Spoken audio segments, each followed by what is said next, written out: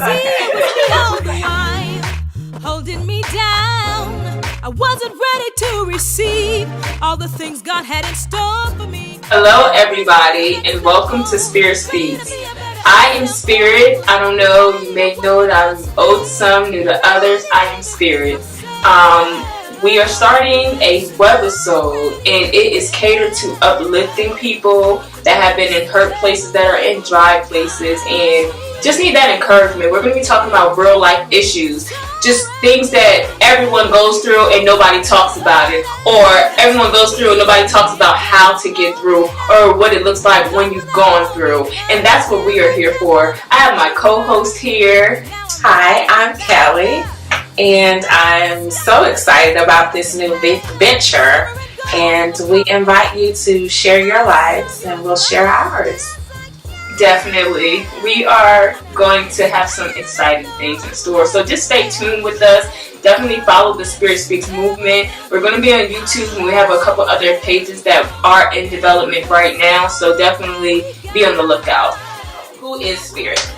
Spirit is a young woman that, although I look like I'm here, I have been to the valley, lower, and I'm standing tall. And I'm that woman that, my ministry is pain. Like, I know pain. I know that emotion. And I want to come and reach all of you that are going through, that feel like they can't go on, that feel like you don't want to continue on just with life alone. And there is life after this. There's life after the place that you're in. And you can make it, and you will survive. Like, been in that dark place where you're just like, oh Lord, I can't go on. But you can.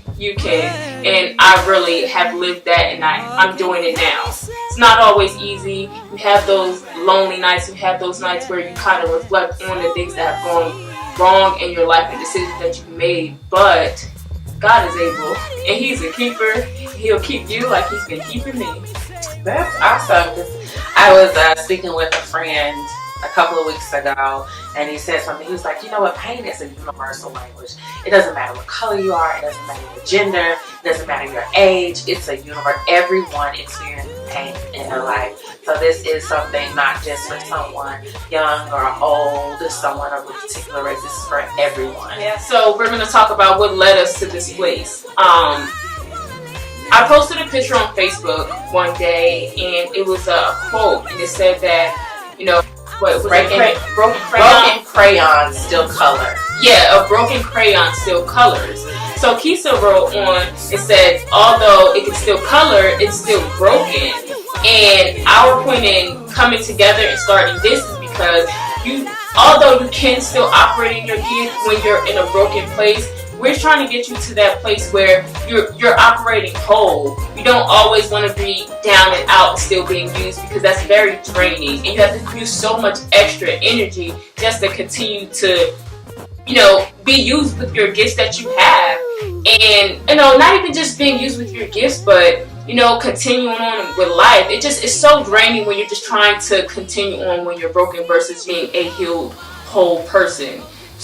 So we want to come together because I want you guys to know, I want you to feel like we're sitting in the living room right with you. We've gone through, and although we may not know your pain, we do know pain. And like she said, it's a universal language. And we are prime examples of people that have gone through heartbreak, and just, life has really just done a 360, and we are in a whole place even today. And you can get there. Can't get there. It is possible. Another thing is that this shows unity. This shows sisterhood. This isn't something that's selfish. It's selfless. And it speaks volumes on so many levels. I'm big on the subliminal messages that society gives us. Society tells us that women should not get along. We should compare ourselves to each other. We should compete, whether it's for job, whether it's for attention from male, female, it doesn't matter. That's what society teaches us. The crab mentality, so to speak, knock someone else down so you can get back up. This is something that says this is sisterhood, this is the bond, this is something that we're doing together to reach out to women, boys, girls, whomever. We're not old, we're young.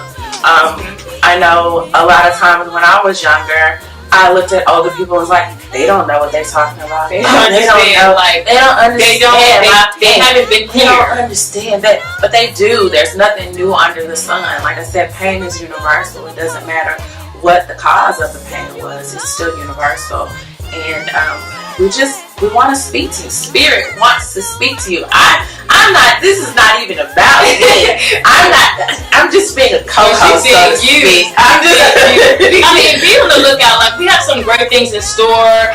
We will be bringing guests onto the show, just different men, different women that have gone through different things. Our goal is to reach all of you. We're stronger in numbers than we are by ourselves. So that's a great aspect.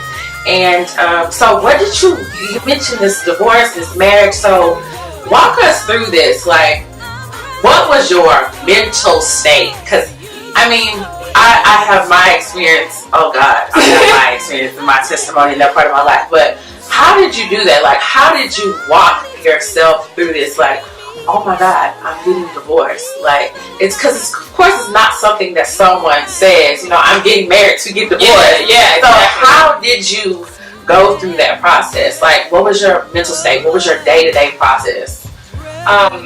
Day to day, it was hard. I didn't eat. I didn't have appetite. I didn't want to go to work. Like, I had a job, bills come every day, whether you're working or not. But I didn't have the drive to do anything. I cried all the time, just reflecting on the good times, reflecting on the bad times, what I could have done better, like, to even try to make the situation work, what I could have done just differently. Not that I even was wrong, but like, maybe if I did this instead, maybe I wouldn't be in this place. I was really depressed, like seriously depressed. But even being in that place, it made me trust God a lot more, because I couldn't have operated in my own strength. I didn't have any strength.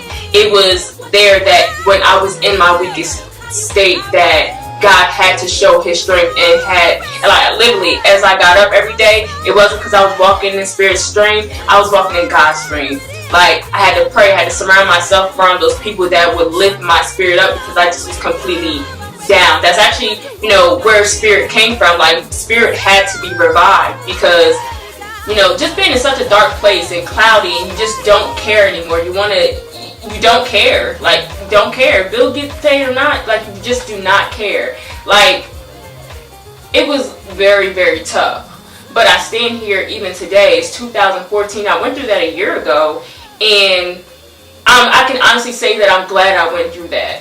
Like, a lot of people, they go through and they wish they never went through, but had I not gone through what I went through then, I wouldn't even be the woman that I am today. I wouldn't be here even being able to speak to you.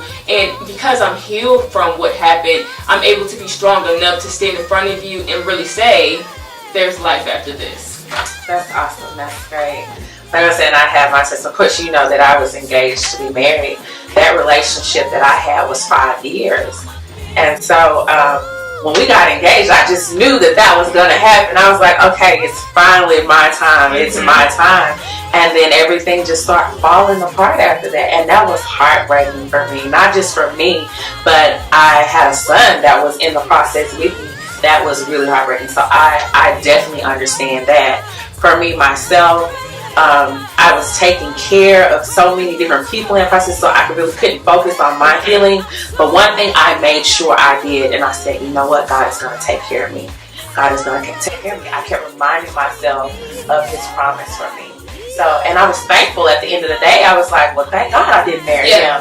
Because if I did marry him, I would have shared my husband. And that is not acceptable. That is not acceptable. I would have had to share my husband's heart with someone else. That was something he wasn't even aware of. You see what I'm saying? So it was, I understand, difficult. I understand not wanting to go to work. I understand crying every day. I understand, oh my God, because during that process afterwards, I didn't even have a car. Maybe he took my car away from me. Wow. And gave it to the other woman. But anyway.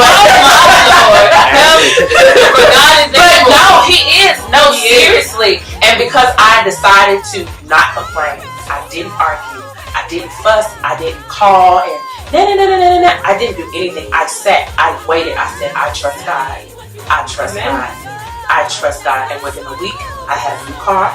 It was paid for, whether it was out of his guilt or whatever, it was by way of God. And I thank him for it. And I drive it today with a no car note. There's a blessing in your pain. Yes, but it is. There's a blessing in your pain. There just is. Now I know what I don't want. I know what to look for, the red flags, if I ever have that opportunity again. If I don't, it still lets me know that I'm okay just with me. We need to handle this. We need to heal. We need to focus on forgiveness. Yes. You know, that's key. And not even just forgiving the person that may have done you wrong, but also forgiving yourself. Because that's so, you have to really be confident in who you are. Like, she can sit here today and say she's fine just being by herself. Like, she loves who she is. And if you don't love yourself properly, and you hold on to things that you have done and be your worst enemy, that can really be a factor in keeping you bound and making it much harder for you to get out of the places when things do go wrong. Exactly. So the one thing is, be careful what comes out of your mouth. Always stay positive. Even if you don't believe it, know that there's something that's greater and better that's going to come to you. Like I said, I told myself, okay, God, I trust you. Yeah.